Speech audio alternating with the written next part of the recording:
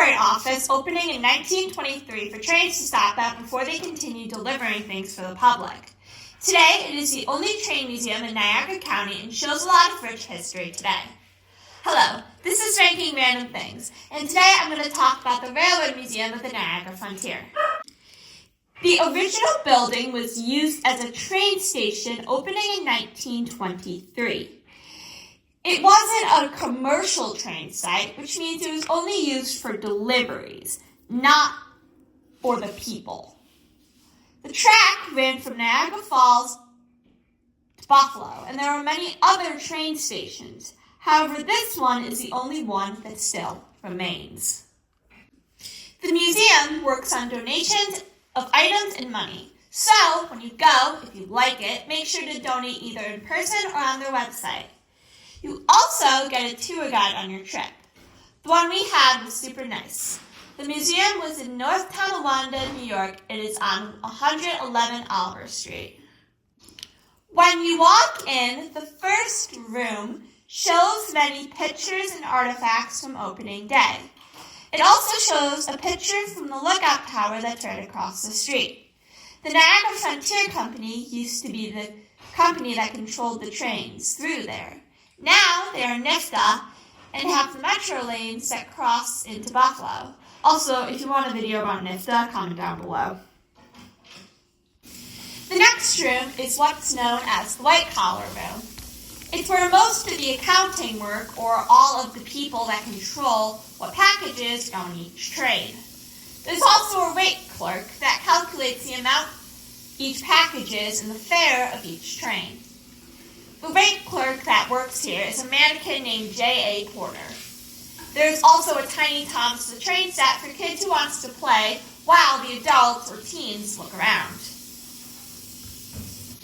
The next mini room is a room about one of the old bridges that the train had to cross over.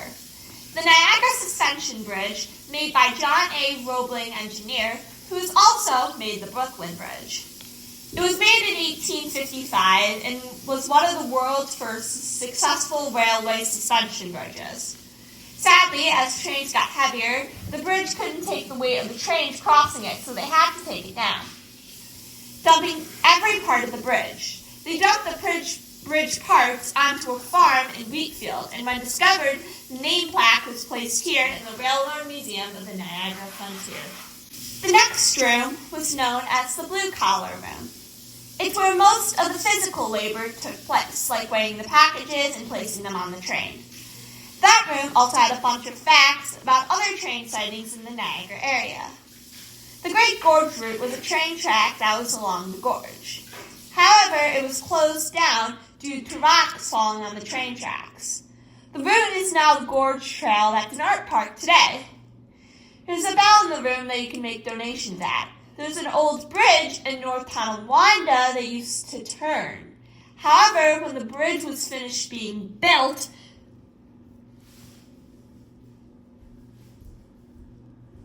the track was relocated, so the bridge was never lowered. The Niagara and St. Catharines Railway is actually still open and is able to be used. It goes from Toronto to New York City. There used to be a train on the Tonawanda Island, though that was also shut down. There's a mini model of what the Tonawanda JCT looked like, and it was super cool to look at for someone who loves mini models. There's an old hand card, an old real working scale that they had opening day.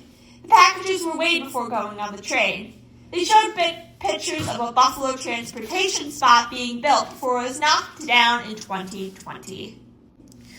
We went outside to look at the trains outside.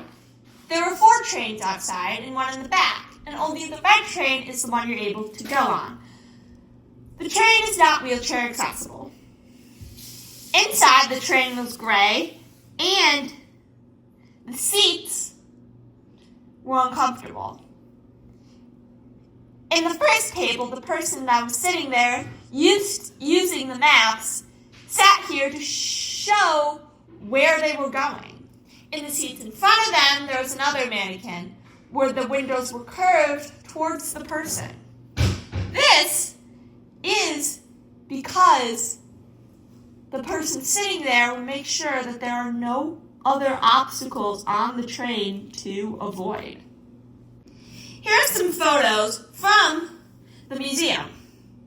So this place right here is the place that was across from it when opening day. This over here are some other trains, what the trains looked like back then. Over here this